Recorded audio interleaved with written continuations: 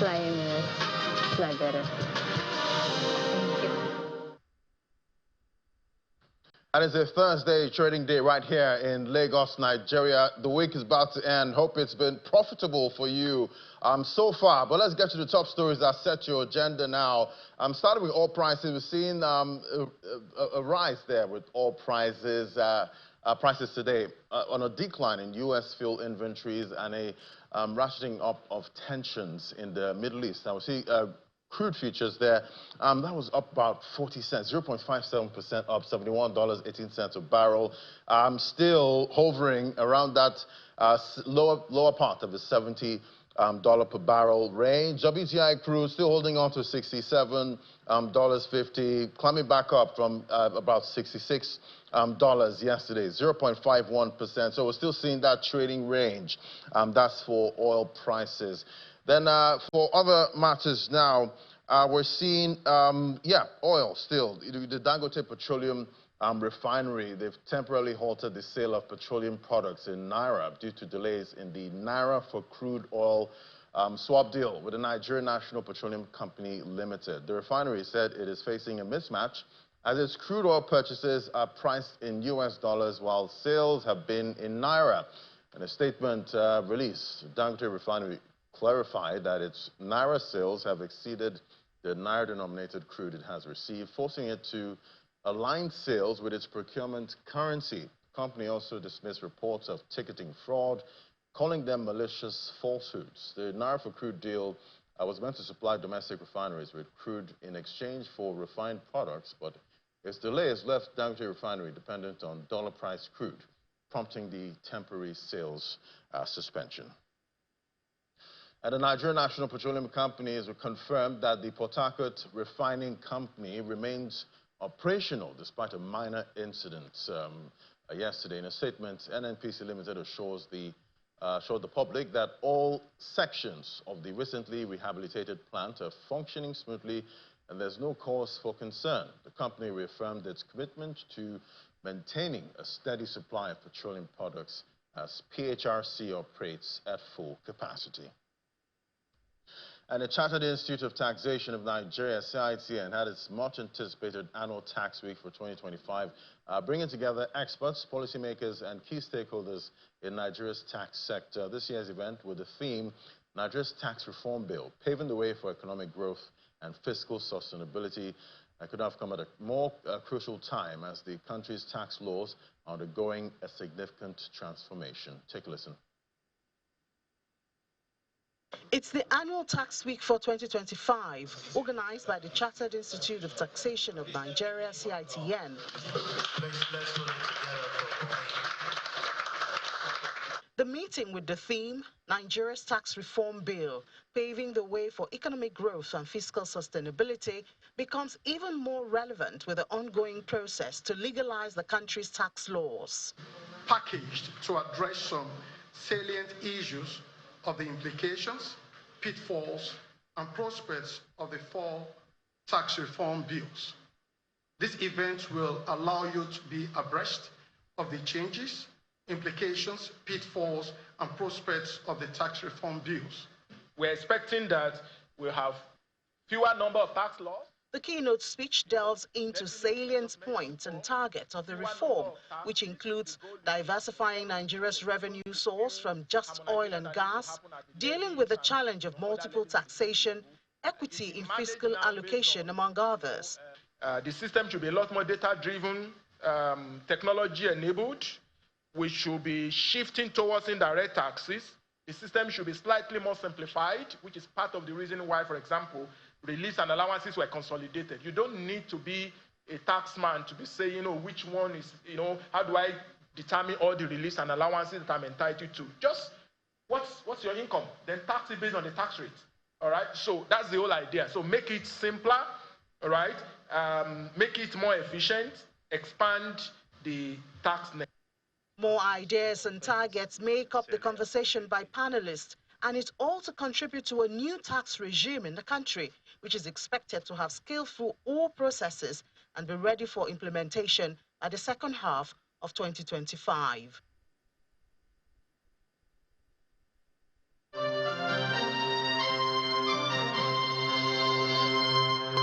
All right, let's get a check on the commodities market now and what's playing out in the refining and sale of petroleum products. That's our top conversation. Right now, we have Mr. Bismarck Rouhani, MD CEO of Financial Derivatives Company. Great to have you on the show, sir. Good morning. Good morning, Lottie. So, yeah, it's all about the Naira-For-Crude deal, and we're all waiting, patiently for that deal to commence. But, so far, what has been the benefits, of the Naira-For-Crude deal? What benefits have we seen or maybe not noticed, so far with the deal?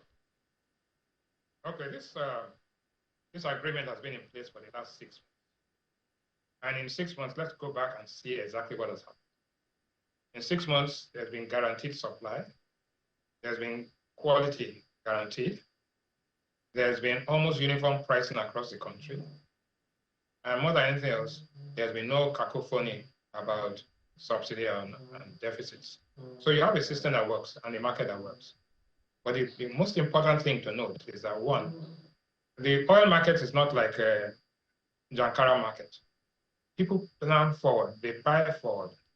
And if on March 31st, this transaction or this particular negotiation does not fall in place, what will happen is that the Dangote group will have to go into the market at that time to start buying. And if by this time, today, the 20th of March, there's nothing concrete in place, it means that the country runs the risk of having a gap without any white products available for about almost a month before we settle this. So the old saying that you must do the right thing at the right time is very important here. Dangote is buying crude now, making arrangements to buy crude in dollars, and has its revenues in Naira. So there's a mismatch. There's a currency mismatch. There's also an interest rate mismatch. And then there's also the mismatch of supply into the refinery. So all of this is sorted out. The federal government of Nigeria has actually said and made it clear that we have this thing, we have this arrangement, and we let it run for 6 months. But it doesn't have to get to the 6th month before we start renewing the transaction. So that if everybody has to go their own way, federal government of Nigeria has to look for new buyers of its crude. Dangote has to look for new suppliers for its crude to get its refinery running. You cannot, refinery is not like a light bulb that you just put off and on. So I think that is the most important thing. The mentality of running a country, like we are running a market, supermarket, is not the way to go. But also, we must note that that since this announcement that there's a suspension of this, you've seen queues, you've seen anxiety. And you asked the first question that what has been the benefit? The benefit to Nigeria for this arrangement was that Dangote was able to supply constantly. He's been able to establish that the amount of petrol that is used, PMS used in Nigeria, is nowhere near the 70 or 80 million liters which we're talking about. It's more like 30 to 35 million liters. The figure is yet to be established. But also that the rate of inflation has come down because logistics cost, which is a major component of cost of production and cost of distribution in the country, has come down. One, the people are short of supply. Two, the price of this product was coming down. And then the knock-on effect on the economy as a whole has become very clear. So what am I saying? It's a good thing for Nigeria and it's a good thing for Dangote, it's a good thing for NNPC. Now, but do not forget that once bitten, twice shy, that some time ago, the NNPC decided to take an option of 20% of the equity in the Nigerian, on the Dangote refinery. When it came to time to crystallize this and exercise that option, they didn't exercise the option. So Dangote, who had made arrangements based on the understanding that Nigeria will come forward with its own share of the equity, had to go elsewhere to sort out this thing. So it left Dangote in a precarious financial position at that time, feeling because they had a lot of muscle and financial muscle, they were able to meet their obligations without the refining grounding to help. Now, NNPC has 7% stake in the refinery, right? And therefore, it's obligated to come to the table, one, as a partner, two, as a supplier, three, as a buyer, and to ensure that there's no disruption to the lives of Nigerians and the economy of Nigeria. It is the responsibility. The NNPCL is also a competitor, with this market. But let's imagine now that the Naira-For-Crude deal is not renewed. What are the implications for the Naira? No, first and foremost, if it's not renewed, it's bad for Nigeria and bad for everybody. Dangote will buy crude from elsewhere, buy in dollars, still only that it's paying in dollars. So there'll be a demand for dollars more. But then Dangote would have no choice but to start pricing accordingly. Because right now, there's a currency risk and there's a supply risk. So first of all, he will get supply from elsewhere, and he will be paying in another currency, and he's having to sell the products in Naira. So there's a mismatch between the currencies, there's a mismatch in the supplies, there's a mismatch in the balance sheet and the borrowing and the financing package, which Dangote and Nigeria for that matter, not just Dangote, Nigeria for that matter, will have to suffer that consequence. Therefore, it's not a simple, it's not a very simple situation. It's quite complex, and therefore, we must appreciate that if we are doing business with a Nigerian entity who is willing to buy the crude in Naira and willing to supply the market and sell in Naira and has been bringing down the price, we need to jump at it. If we allow it to slip after us, then we are going back to where we were before. And what did we have before? We had queues, we had quality issues, we had situations where logistics costs were high, and the level of macroeconomic stability that you find today will not exist. But I am optimistic, and I'm sure that based on what I've read about the Minister of Finance and Coordinating Minister of the Economy has intervened, Mr. Adedeji, who is the chairman of FIRS, all of these guys know, they know and will do everything possible. The only thing is that, like I said, doing the right thing at the wrong time or doing the wrong thing at the right time comes to the same thing. Time is of the essence, and I think within the next 24 hours, this will be resolved. Cases, with most market dynamics at this point, there's always winners and losers, in most of these markets with policy and all of that, with demand and supply. Who wins if this deal is not renewed? I think this is a lose-lose situation. Whichever way we go, if this deal is not renewed, everybody loses. But more than anything, the biggest loser will be the Nigerian consumer. Dangote will source crude. There are people willing to sell crude to him. Dangote will process crude. Dangote refinery will sell its refined products. But there'll be a disruption to the process, which is not good for the country. So this is not about who wins or who loses. It's about a situation where everybody loses, only that some people lose more. The biggest losers will be the Nigerian consumers. The biggest losers will be the reputation of the Nigerian government for doing transactions with its own people and dishonoring its obligation. Don't forget that the world was watching when Nigeria NNPC reduced its option from 20% to 7%. If you add on to that the fact that we are now beginning to look dishonorable, then it becomes a problem. But I don't think it will get to that. To be honest with you, I think the deal will be renewed. This is a question of just going through the motions. I think that's very important. But more than anything, the Naira will weaken.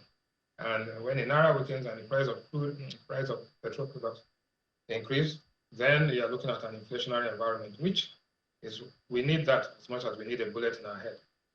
Right, and definitely we're hoping inflation continues the trend that we're seeing so far, and we can actually feel the impact at the markets. But we're seeing cocoa prices, they're rising at this point. What's stoking that? Well, I think that some prices are beginning to increase because basically there's seasonality and there's a cost, and then there are these other factors, which is the rate of inflation, the rate of depreciation of the currency. But the currency has started going in the wrong direction again, but luckily it's at around 1575. We've always said that the currency would settle between 1550 and 1600. So therefore it's within that range of equilibrium. So we are not worried too much about it. What I think is very important is what happened in the Federal Reserve yesterday. The Federal Reserve maintained status quo, but said something. The guidance that the Federal Reserve chairman said was that he's expecting U.S. growth to drop to 1.7%, right? And he's expecting inflation to be at 2.7%. Now, the inflation target is actually 2% for the year. And if this year the Federal Reserve is now saying that inflation will be at 2.7%, it means that we are unlikely to see a rate cut in the US in the near term.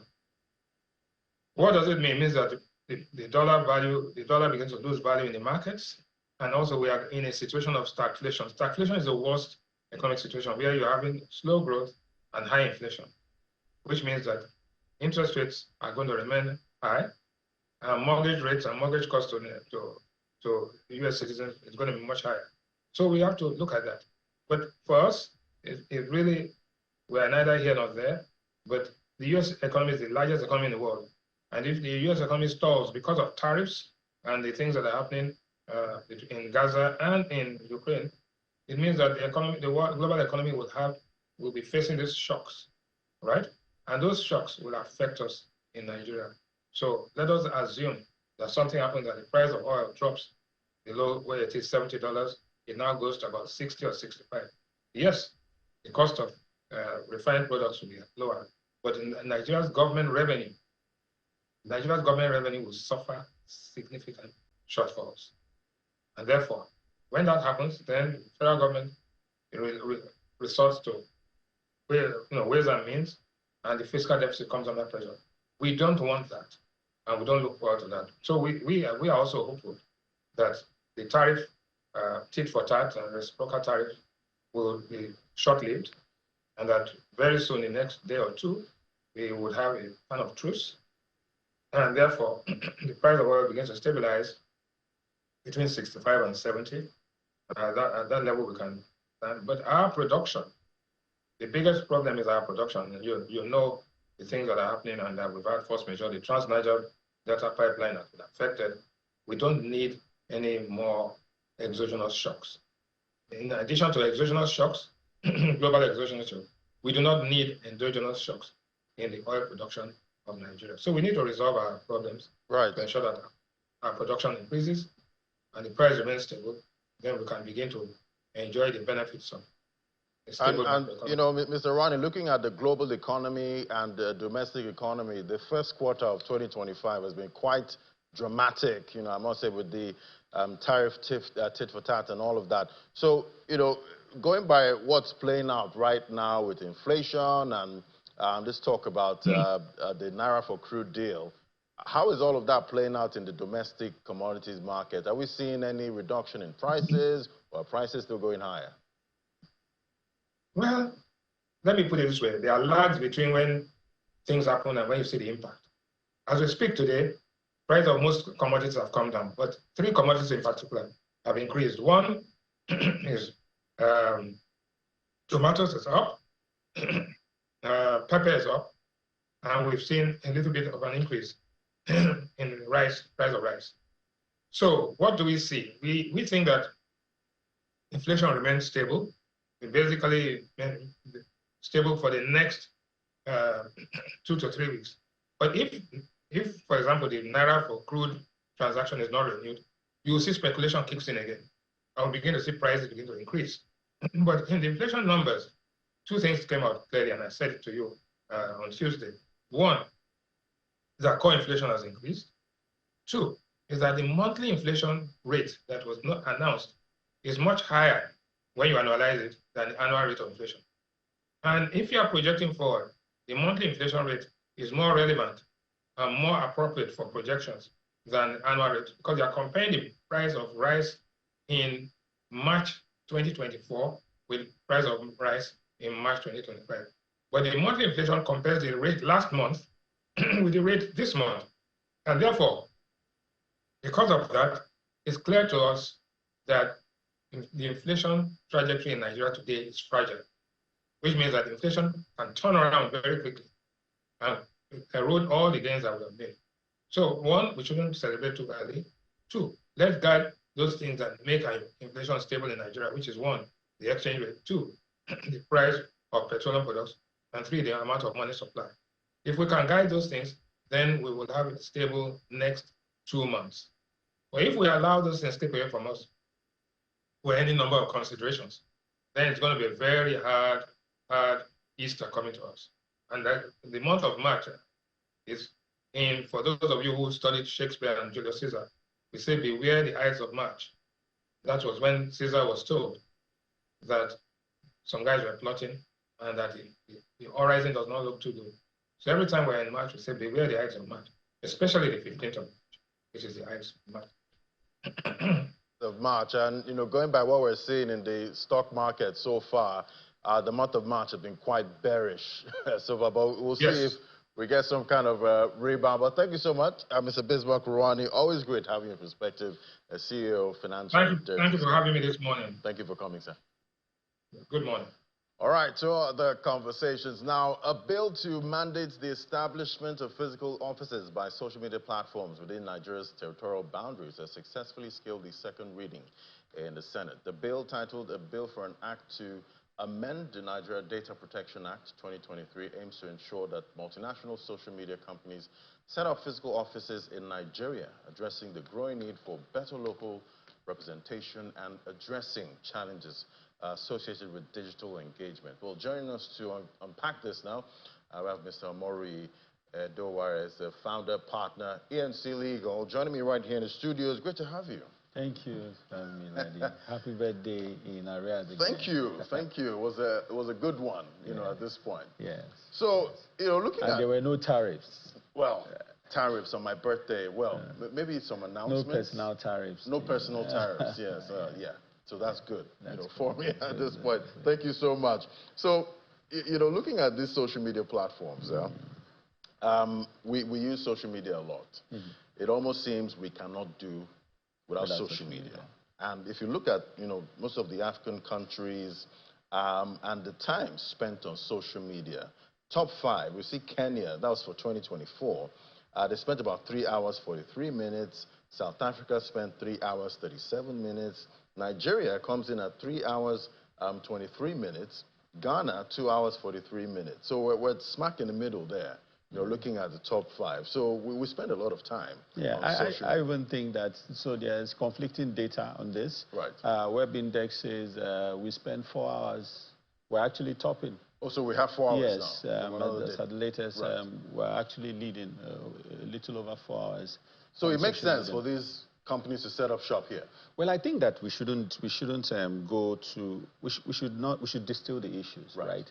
So if you look at the economic impact of social media usage in Nigeria, about 72% of businesses, small and medium-scale businesses, have established that they cannot function without integrating a social media marketing plan into their systems, which means that social media has become a mainstay into our economic well-being, right? But then you look at what are the issues? Why do you want a physical office, right? This bill talks about 2 things. It talks about social media having offices in Nigeria. It also talks about bloggers having verifiable addresses and a verifiable data of employees, right? Which is and we know some of these bloggers don't like to be seen. Faceless and nameless and all that, right? So I think that what the bill should set out to do is to create a clear balance between verifying the identity of these platforms that are disseminating information and also maintaining some level of anonymity to build journalistic independence and security, right? But what is the focus of the bill? What is the intendment of the bill? The intendment is to say if Nigeria is cultivating a large spectrum in the digital social media space, we should benefit a bit more economic impact, having them have offices, employing Nigerians, transfer of knowledge, and the likes, which is good. But I think we can also achieve that without the necessity of physical offices, right? But it is also important that for a country as large as ours, 200 million people utilizing social media, Spotify alone paid over $36 million last year alone to Nigerian creators through its platform, right? And cumulatively, you have over $148 million in revenue generated. Because almost everyone is a content creator. Exactly. So that tells you that the numbers are high, right? And billions and even trillions of naira is being made on these social media platforms, right? It's being generated and made, right, by Nigerians and generated for these platforms. So having physical offices are good. So is that enough economically? You know, seeing that some Nigerians are making a lot of money on this social media platform. Is that enough? No. So it's not enough for... If you have a system in place, right, it helps build what you call sustainable growth. It helps create knowledge transfer. Transfer of knowledge is very key. It's unfortunate that our technology transfer arrangements have not worked as they should ideally work, right? That's why you had NOTAP. The idea is to transfer knowledge and build indigenous autochthonous technology, autochthonous system, autochthonous knowledge, and reduce foreign dependence, so to speak. So if you're making so much from us, if we form, Nigeria has the highest social media usage in Africa, right? And we're the most populous black nation on earth. It should be a no-brainer that you should want to set up an office in Nigeria, right? But then, not too far from this corridor is the ease of doing business challenge. Twitter was in Nigeria. Twitter had to close shop and move to Ghana.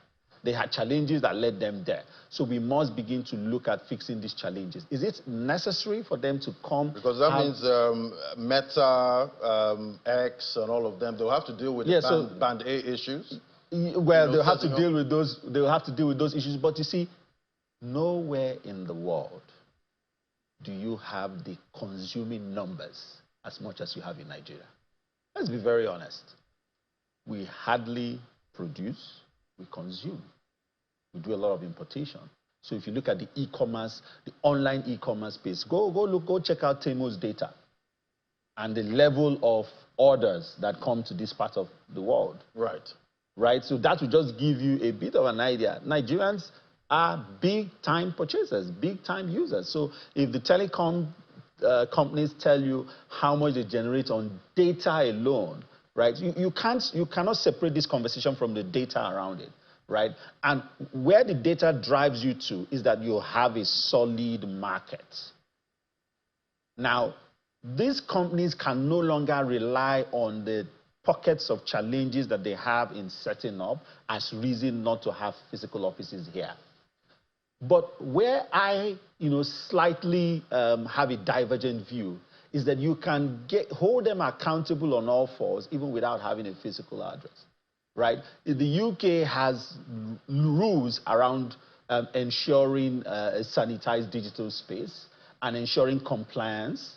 The US has, liability frameworks in place where the service providers have liabilities, where the creators have liabilities, where the end users have liabilities, and the lines are not blurred at all, right? So you're able to hold them accountable. FIRS, I know that the Finance Act has pushed, a bit to get the tax framework VAT on a lot of, this revenue that's coming in, so we can get a chunk of it.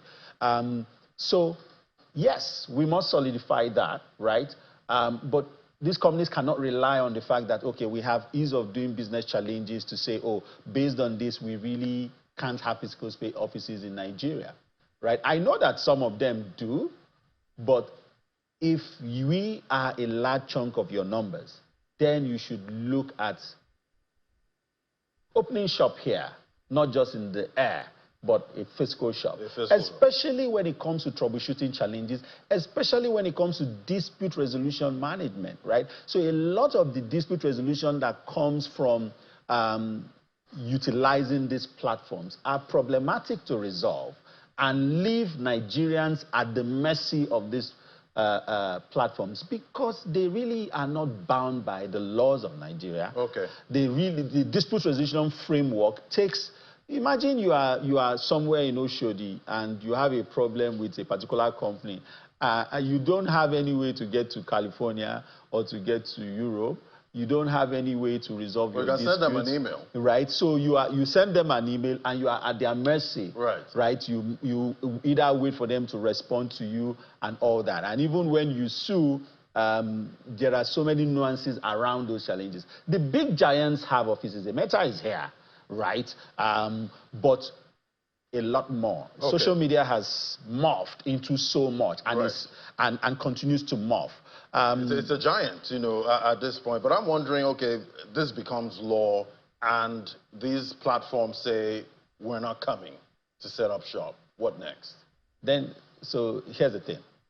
We must look at the markets, right? So this is where the bargaining chips come into play, right? We must look at the markets to understand. All these platforms are businesses, and these are data-driven businesses. And the primary creators of data are human beings, right? So we are churning out data by everything we do on social media. So they need these numbers, they need these people, and it's a boost, right, to their business. If it becomes law and they choose not to be bound by it, so what they are saying is that they want to exclude the largest black market in the world. Would that be a sensible thing to do? I do not think so, right?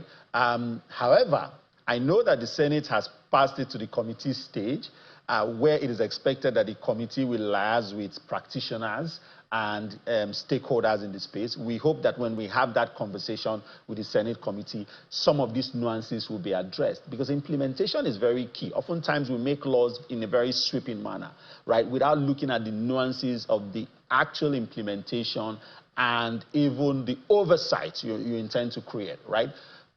Already we have a data protection framework, a privacy and data protection framework that is morphing into a very strong and set pace that every business must follow, right? And I must commend the Data Protection Commission. They've done well, but they need to, you know, keep improving. So whether you have an office or not, if you're going to be used in this country, you must comply with the NDPR and the NDPA, right? You must ensure that you have all the relevant mechanisms and guardrails in place. I think that the key challenge NDPC continues to have is even manpower oversight, right? Because every day, I'm in the tech and innovation space, I'm advising founders, and every day I will tell you that more platforms are being created, right? How do you bring all these platforms within you know, a neat And I'm trying to also imagine, you know, we actually have our own homegrown social media platform. Who's looking at that? So there are homegrown social media platforms. So the thing is, it's just like the market. And it actually gets adoption. People actually want to go there and use it. It's just like the markets, right? It's just like the markets. The market forces and deep supply. Demand determines how you supply.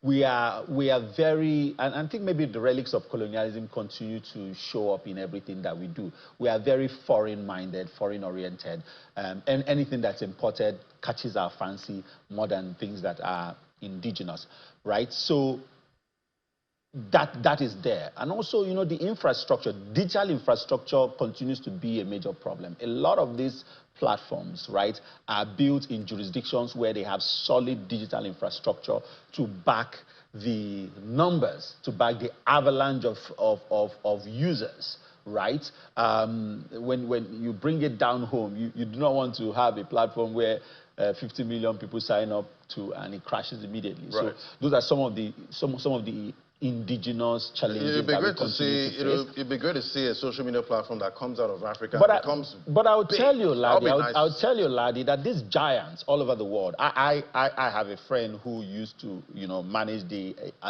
AI framework for Spotify, are Nigerians, right? So they tell you, I'll tell you that Nigerians are actively playing a role in building these giants that you see today, right? From Silicon Valley down to Lagos, down to Yaba, Nigerians are playing pivotal roles in building this. And that's why I said the last time I was here, our primary export is our people. The brains. Our brains. Right. And that's our primary export throughout the world. We have one of the best brains you could have. You know, we're able to hack solutions. We're able to think out of the box. For most of us, there is even no box, right? Every time I speak, every time I travel, every time I speak to these giants all over the world, the challenge they have is infrastructure. Coming home and, and I said, look, start somewhere, right? Start somewhere. And a couple of them are even building out of Nigeria, but for Nigeria, but for the Nigerian markets and all that, right?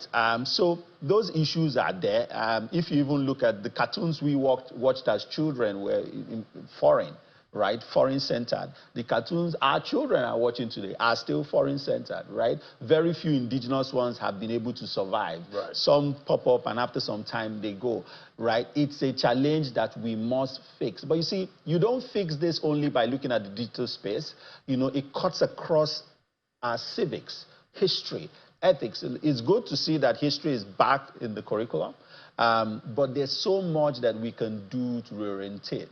If you speak to your kids today, how many of our children speak indigenous languages, right? We want our children to speak like Americans or like British. It's a status symbol. That's another conversation. But these are all the conversations that will morph into us now building the capacity to build indigenous products and grow and build. Right. But it's quite interesting, looking at the gadgets we even use to consume all of this social media, that's also important.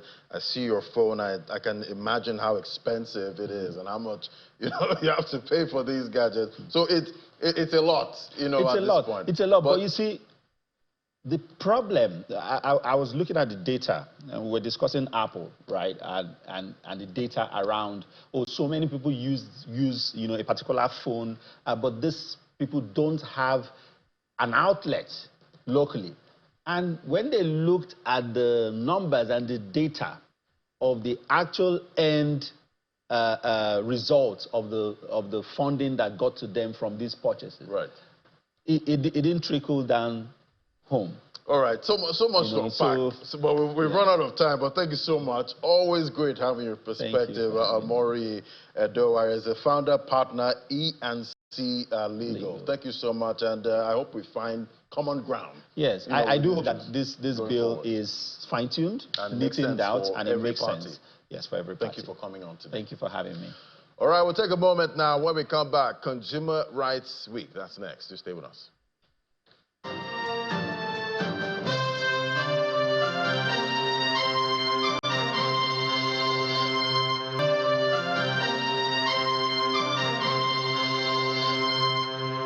All right, so it was Consumer Rights Day sometime last week, and right here, businesses are recognizing the week for consumer rights. The spotlight is on the evolving landscape of consumer protection and the increasing financial challenges faced by Nigerians. This year's focus delves into critical areas such as buy now, pay later schemes, the growing importance of consumer credit, and how citizens are navigating the rising costs of living. Joining us on Pack now, we have Tunde Balogun, the founder, CEO, Small.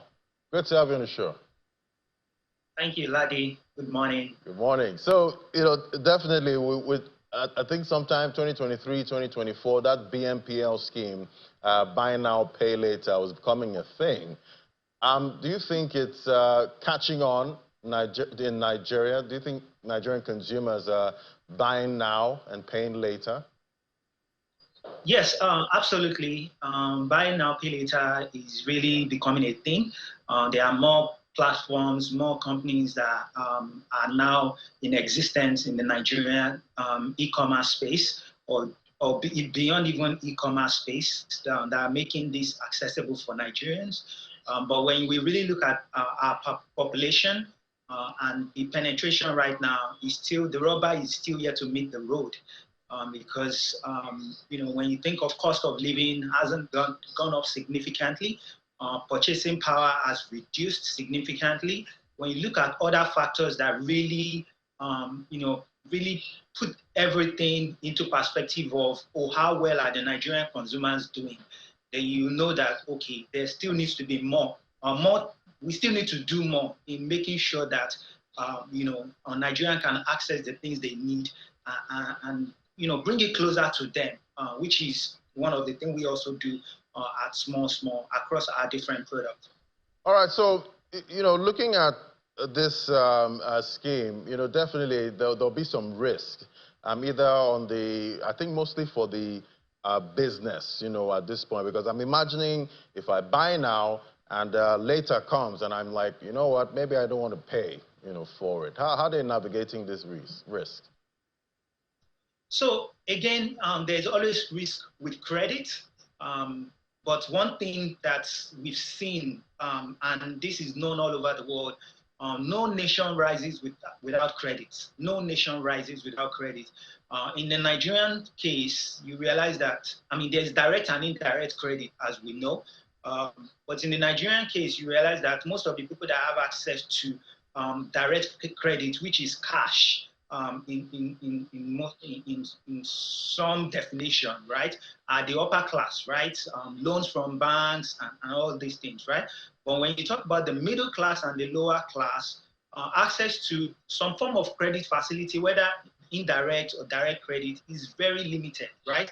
So we like to say that, this credit that is sustainable in Nigeria at the moment is not cash credit, right? Because when you give cash to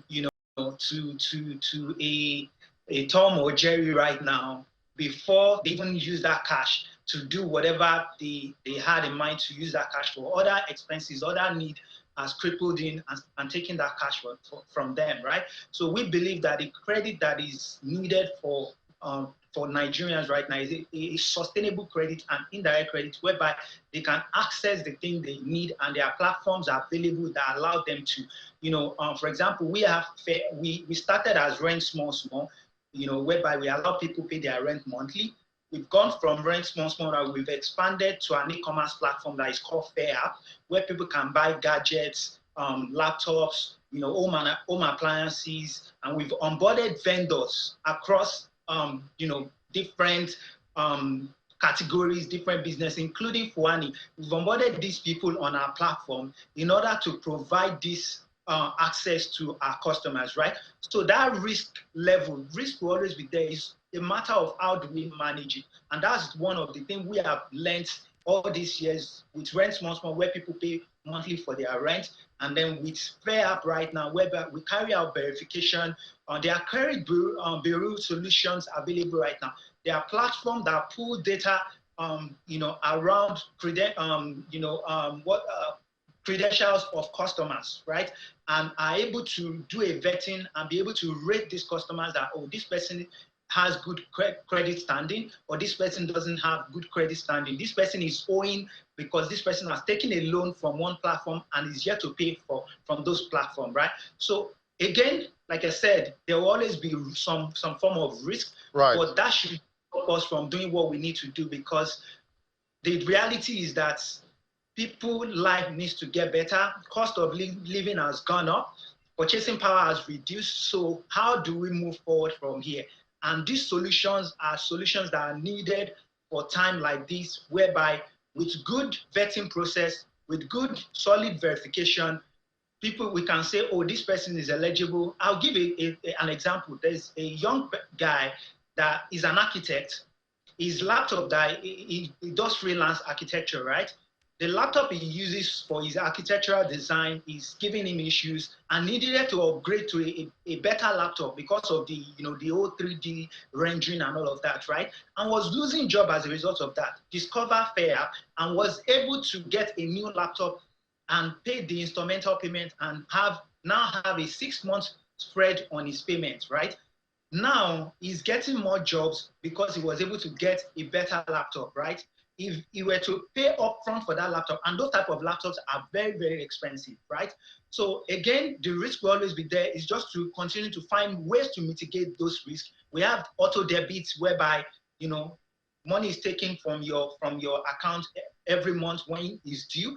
And there's also the guarantor structure that we have within our platform that allow us also to escalate things should you default in your payments, right? And I'm very sure that solution provider to credit in Nigeria, whether it's direct credit or indirect, they are always also looking at ways to make sure that they mitigate risk and default. Right, and definitely with some of those loan apps, I know some of them still try to name and shame when they're trying to get back monies borrowed. But I hardly get some of those texts now. Hopefully, you know, consumer protection is working, you know, at this point. But thank you so much. It was great having your perspective there. Tunde Balogun, founder, CEO, Small. Thank you for coming on today.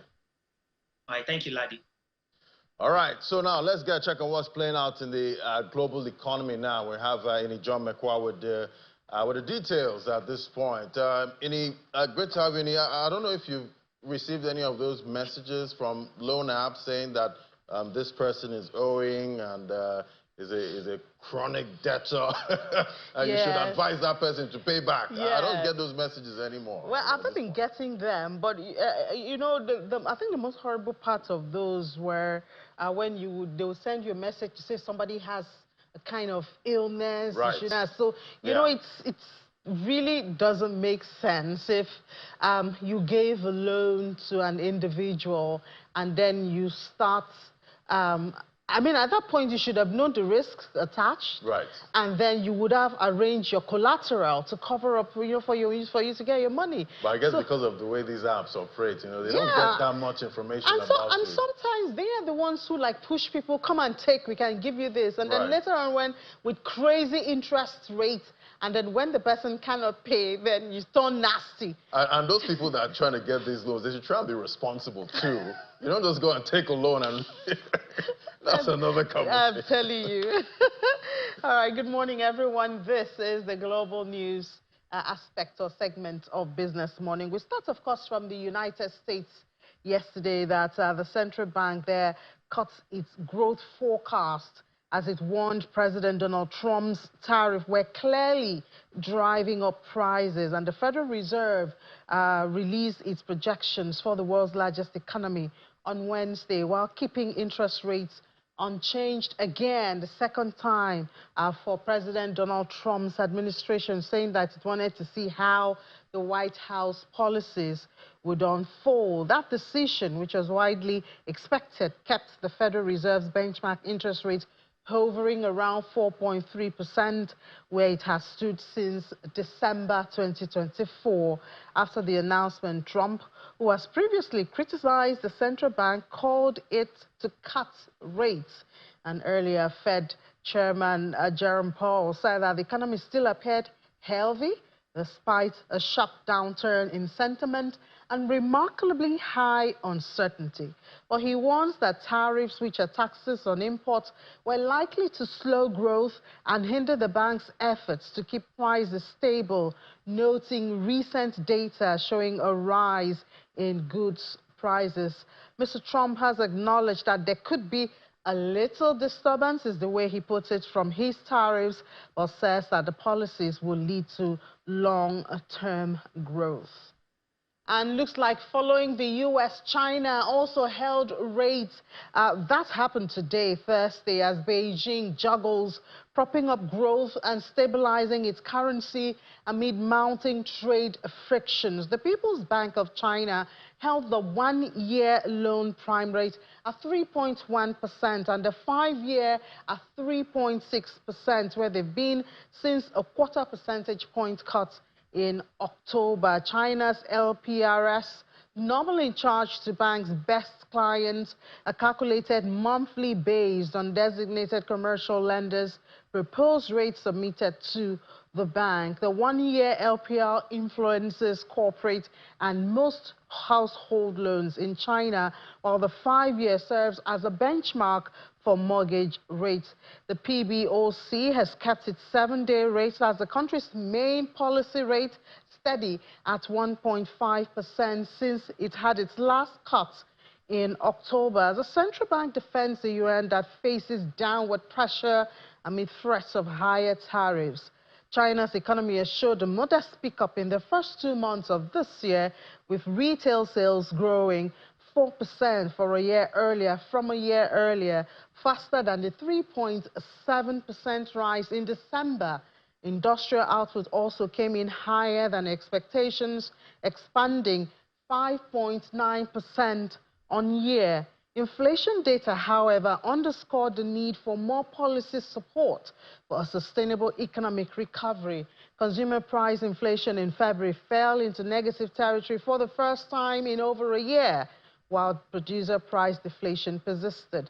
Beijing has made boosting domestic consumption a top priority this year to cushion the impacts from its escalating trade war overseas. Meanwhile, still talking about the rate, the European Central Bank President Christine Lagarde said it is unable to make firm commitment on interest rates due to elevated unpredictability over trade. While the process of disinflation remains well on track, she said that European lawmakers in Brussels that the Eurozone is particularly exposed to shifts in tariffs, weakening confidence in ECB's projection. And of course, we know the trade war between EU and US and the threat of retaliation and all of that.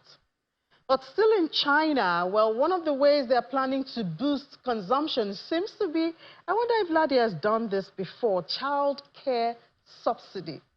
I'll ask him later. Well, among the top 5 priorities that China has laid out for boosting consumption is what they call child care subsidies. It's an effort to tackle the country's rapid drop in births while freeing up cash for discretionary spending. As with many Chinese policies, the plan, which was released over the weekend, only lays out framework to strengthen support for childbirth and raise children, research and establish a system for subsidizing childcare. And then Beijing is moving relatively quickly, however, because the National Health Commission is already drafting an operational plan for the subsidizing childcare. This is according to Deputy Director of Economic Planning, the National Development and Reform Commission. So would this make more Chinese give birth to more children? I wonder. Or would you have Nigerians who like to seize opportunities? Would we head to China now to have children? Well, we'll see when the plan comes out, the details of the plan. I guess that is what will tell people which way to go. Will it really pay you or not? Now, from China, we go to Japan, where foreign tourists have had disproportionately large impact on the economic growth in recent years. However, their influence could start to wane as the yen strengthens, so it becomes more expensive to head there for tourism. And tourists have been a key driver of the resurgence of the economy. Many have been attracted because of the weakness of the yen, which has made shopping, entertainment, transport, and overnight stays cheaper. But now that it seems the yen is soaring because we saw GDP full-year growth of 1.3% in 2023 and then 0.4% to the Japan's 0.1 annual rate last year, that's 2024.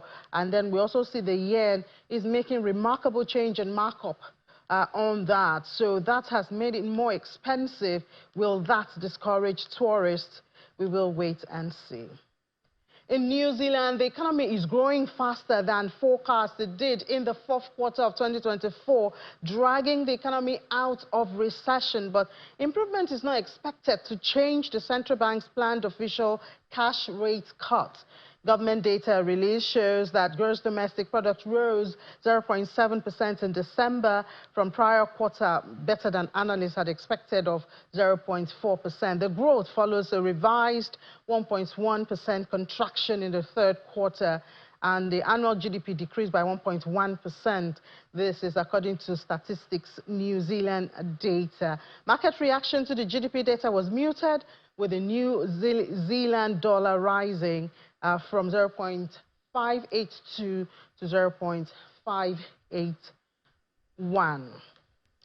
And from New Zealand, who is the happiest in the world? Yeah, there's a report out that measures the happiest country in the world, and it's Finland for the 8th year. So for the 8th year in a row, Finland has taken the #1 spot on the World Happiness Reports list, and list of the happiest countries are Denmark, Iceland, Norway, and Sweden. They made up the first 10. The United States failed to make the top 10 and actually fell from number 23 to number 24. Can we blame this on President Trump, or it's too early? Time will tell. Where is Nigeria in this? We used to be the happiest in the world. Well, we look for ourselves somewhere in there. Ladi, are you the happiest man on earth? Well, I'm happy, you know. But not the happiest. But, you know, if you were in Finland, I'm sure you'd be with the happiest. So one of the happiest. But Finland should watch their back. We're coming for that position. Who's the we now? At some point, that's Nigeria. Once we get the currency situation sorted, and we're able to, and get the situation PMS in River to about 100 naira per liter. And the crude for naira crude revived. for naira, all of that. And we're exporting PMS around the world. We're going to get happy. And Finland will be waiting for you to solve all of those problems. We'll solve it. Okay. Amen. We'll be there. Thank you so much, Amy, for giving us those details there, what's playing out for the global economy. But thank you so much for watching. That's the show today. The trading is on right here. The local boss will give you updates at 1 p.m. for what's playing out in these markets. Thank you for watching. I'm Ladi Williams. From me and the team at Channels HQ. Bye for now.